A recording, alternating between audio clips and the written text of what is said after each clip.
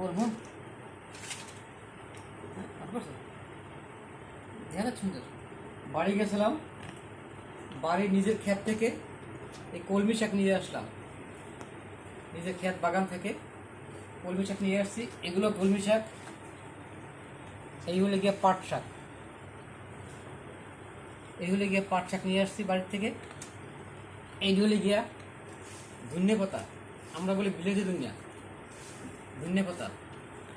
এইখানে আছে গিয়া আমার এক ভাই, এইখানে হলো গিয়া বরবটি নিয়ে আসছে ক্ষেত থেকে, ঢেঁড়স, বেগুন। আমার এক ভাই কিছু ফল দিয়েছে বাড়ির থেকে, গাব, এই যে গাব।